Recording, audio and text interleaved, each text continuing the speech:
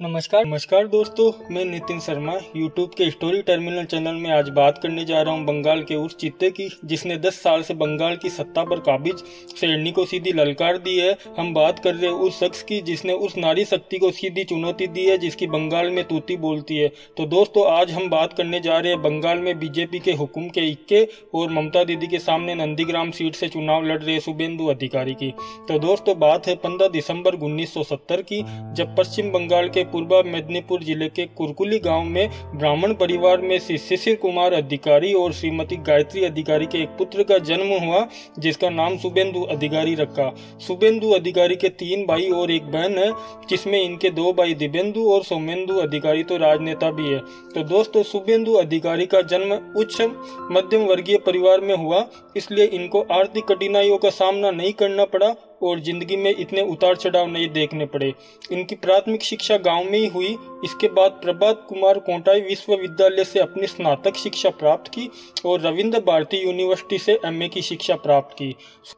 शुभेंदु दादा की राजनीतिक पारी की शुरुआत भी इसी पीके कॉलेज की देन है, जब दादा वर्ष 1989 में छात्र परिषद के प्रतिनिधि चुने गए। इसके बाद दादा के राजनीतिक जीवन में उतार चढ़ाव आते रहे, लेकिन इन्हें इतनी सफलता नहीं मिली। इसके बाद दादा ने वर्ष 1995 में कांग्रेस पार्टी ज्वाइन की और इसी साल कोटाई नगर पालिका के पार्षद भी बने।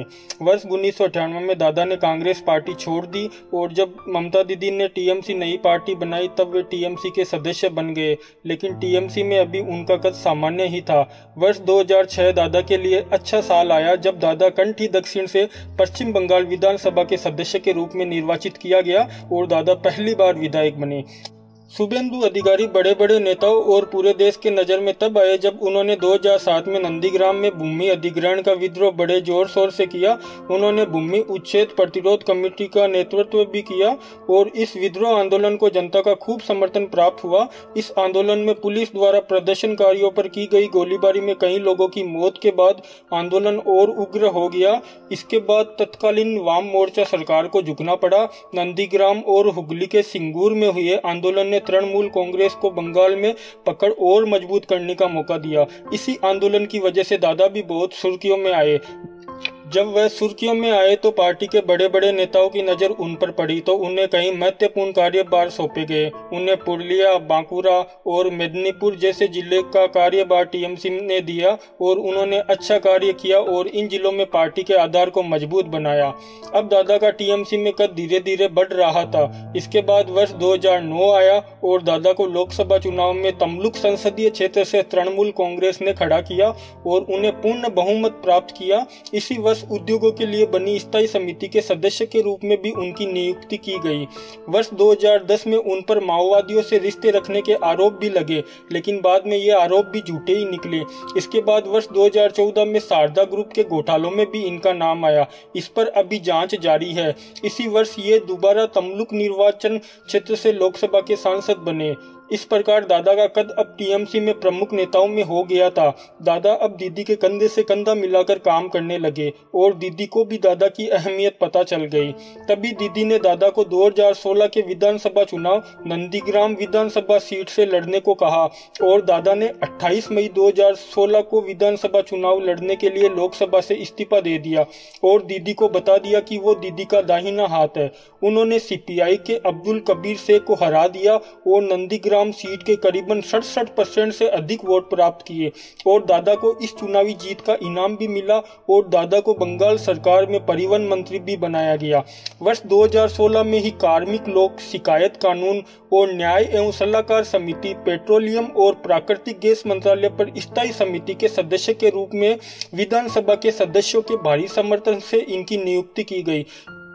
इस प्रकार अब दादा का कद टीएमसी में दीदी के बाद नंबर 2 का हो गया। वर्ष 2019 के लोकसभा चुनाव में भी दादा ने महत्वपूर्ण भूमिका निभाई। अगर दादा नहीं होते तो शायद बीजेपी की सीटों में और ज्यादा इजाफा होता, लेकिन कहते हैं ना, बंगाल में दीदी का राज चलता है। दादा का बहुत ज्यादा बढ़ता कद अब दीदी को भी रास नहीं आ रहा था। दीदी ने अब दादा को इतनी तवज्जो देना छोड़ दिया था।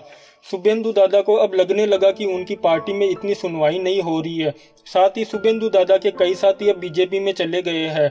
वर्ष 2020 में अभिषेक बनर्जी का बढ़ता कद और दीदी द्वारा दादा को इतनी अहमियत न देने के कारण दादा का अब टीएमसी से मोह भंग हो गया था। इसी कारण दादा ने 27 नवंबर 2020 को परिवहन मंत्रालय से इस्तीफा दे दिया था। इसके बाद 17 दिसंबर 2020 को उन्होंने तृणमूल कांग्रेस पार्टी से इस्तीफा दे दिया। इसके बाद 19 दिसंबर 2020 को दादा बीजेपी में शामिल हो गए। बंगाल में इसी वर्ष चुनाव है। बंगाल में अब सबसे कड़ा मुकाबला नंदीग्राम सीट पर है, जहां दीदी खुद चुनाव लड़ रही है तो उनके सामने उनके ही पुराने साथी शुभेंदु अधिकारी है।